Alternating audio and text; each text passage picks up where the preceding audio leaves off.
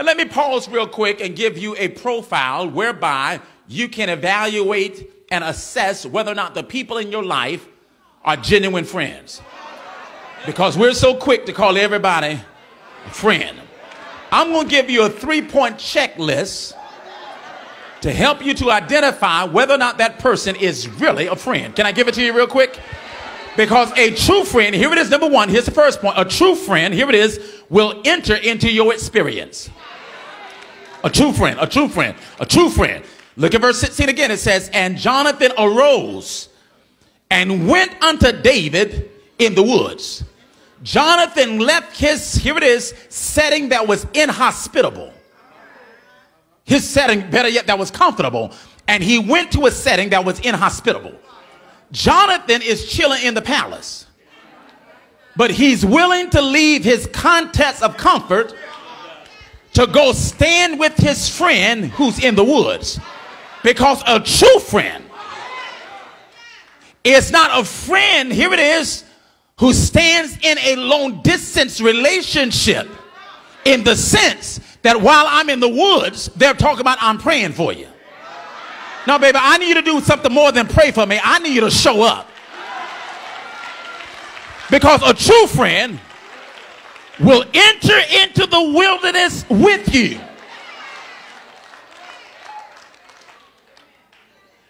I used to have a deacon at the church at Elizabeth, and he meant well. And he would oftentimes make this statement. He said, But Pastor, I'm with you as long as you're right. But Pastor, as long as you're right, I'm with you. I said, now, Deke, I mean no harm. But quite candidly, I really don't need you when I'm right.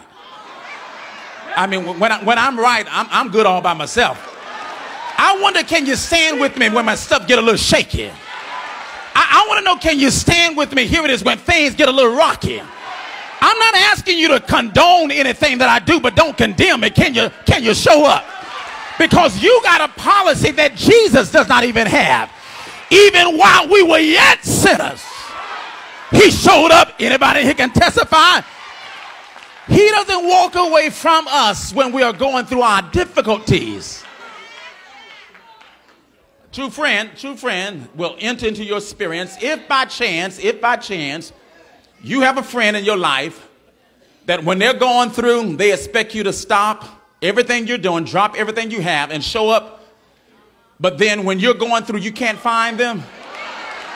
If by chance you have anyone like that in your life, I'm not recommending that you cut them, but I would highly suggest that you put a check mark by their name. Don't cut them just yet, but put a check mark, Because a true friend, I'm talking about a true friend now, will enter into your experience. Here's the second principle. Here it is, a true friend. Number two, here it is. When they show up, they will encourage you to endure. They would encourage you to endure. That's right there in verse number 16. And Jonathan, when he arose and went to David in the wilderness, the text says, and he encouraged him. He strengthened his hands in God. Because here's the problem. Some people can show up, but when they show up, they bring their own disposition. By chance, have you ever had that experience in your life? You know, a friend will show up and you felt worse with their presence. I mean, for real. I mean, it's like, go home, go somewhere. Because you're being with me right now, you ain't helping me. Because when they show up, they're complaining. When they show up, they're pouring more grief off on you. See, you got to be careful because some folks are like Job's friends. Remember Job's friends? They did show up. But when they showed up, all they could do was try to find what's wrong with Job. I don't need you to do a critical analysis of my life to tell me what's wrong with my life. All I need you to do is show up. And when you show up, encourage me to endure. Tired of folks always trying to act like they're the spiritual Dr. Phils. You want to show up and analyze everybody's life and tell them what's wrong with their life. Can you do me a favor? Hush. Just show up and encourage me.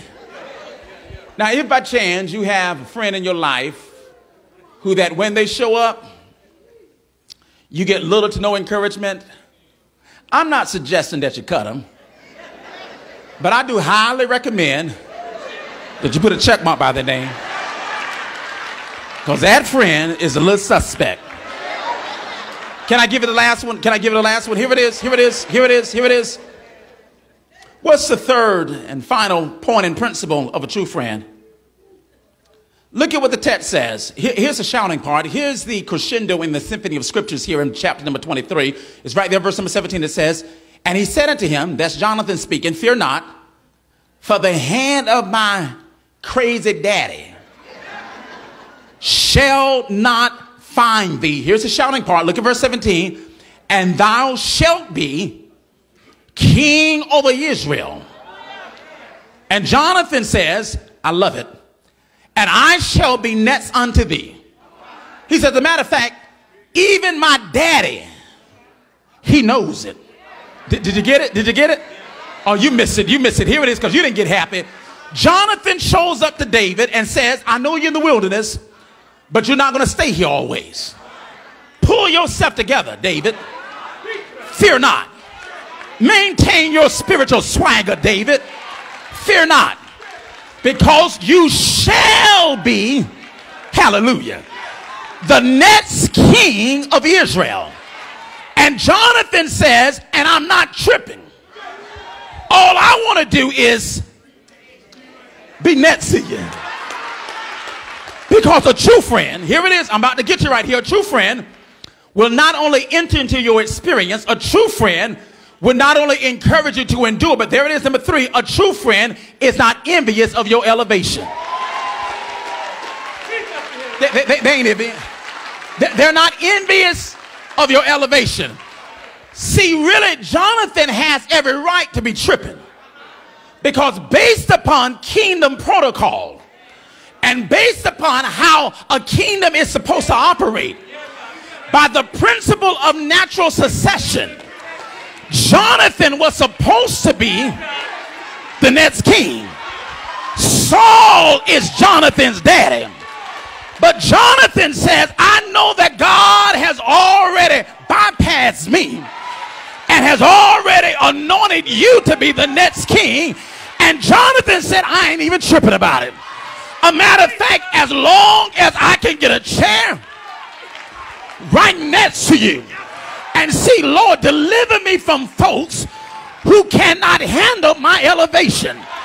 Because you will find out who your real friends are when God starts taking you to a whole nother level. Some folks in your life can't handle where God is taking you.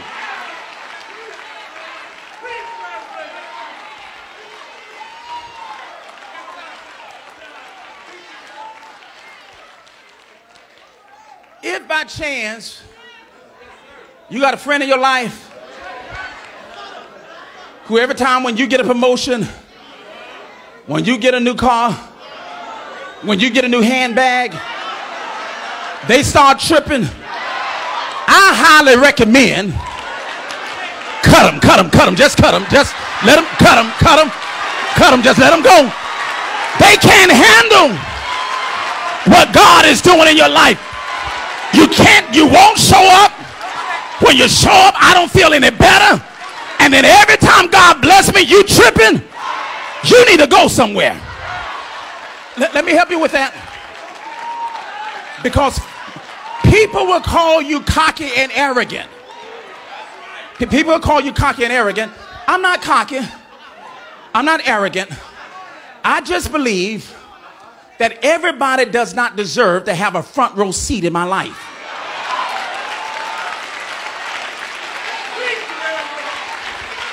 So sometimes you have to have an usher's ministry. You got to learn how to kindly escort them to the back row seat of your life, and you tell them, now you just watch me from afar, because you can't handle being this up close to me. Because if you're tripping over what God is doing in my life now, what are you going to do when he supersized me? What are you going to do when he blow me up? Tell him, child, you're sitting over here tripping over this little hoop that I got right now. God is about to do something even greater than that.